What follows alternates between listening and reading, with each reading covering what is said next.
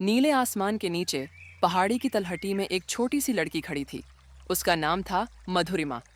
उसकी उम्र सिर्फ 8 साल थी, लेकिन उसकी आंखों में जिज्ञासा की चमक थी। मधुरिमा को बचपन से ही पहाड़ पसंद थे, खासकर यह पहाड़ जो उसके गांव के पास था। उसका साथी था एक चंचल छोटा कुत्ता जिसका नाम था टिप्पू। टिप्पू का शरीर सफेद था और उसकी गर्दन में बंधी हुई थी नीले रंग की रुमाल। कुछ नया खोजने निकली थी। उसने अपने हाथ में एक छोटा बैग लिया और चल पड़ी। टिप्पू खुशी के मारे उछलता कूदता उसके पीछे पीछे दौड़ रहा था। पहाड़ की राह में हरी घास और बेलों का जाल फैला हुआ था। हवा में ताजगी की महक थी और चारों ओर पक्षियों की चहचहाहट सुनाई दे रही थी। जब वह पहाड़ी की चोटी पर पहुंची तो रुक गई। टिप्पू उसके पैरों के पास बैठ गया। वहां एक प्राचीन पेड़ था जिसकी शाखाएं चारों ओर फैली हुई थीं, जैसे वह पहरेदार हो। मधुरिमा ने पेड़ की ओर देखते हुए कहा, टिप्पू, माँ ने बताया था कि यह पेड़ जादुई है।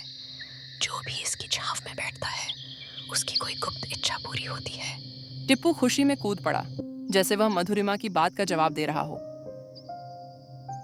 मधुरिमा धीरे धीरे पेड़ के नीचे बैठी और अपनी आंखें बंद करके प्रार्थना करने लगी। उसकी इच्छा बहुत सरल थी।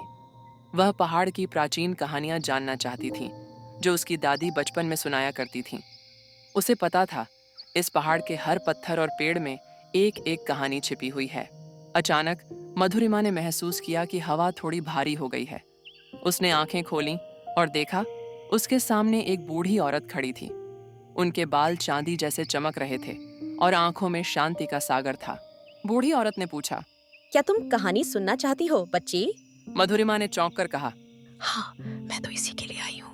बूढ़ी औरत ने हल्के से मुस्कुराकर कहा, तो सुनो, इस पहाड़ का हर पत्थर, हर पेड़ पुरानी कहानियों का गवाह है।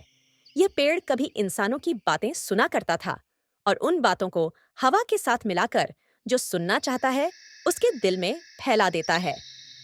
मधुरिमा के चेहरे पर मुस्कान आ गई। उसे लगा ये बूढ़ी औरत खुद भी किसी पुरानी कहानी का हिस्सा है जिसे वह खोजने आई थी। शाम के वक्त जब मधुरिमा टिप्पू के साथ घर लौटी, उसके मन में कई सवालों के जवाब थे और ढेर सारी नई कहानियां थीं।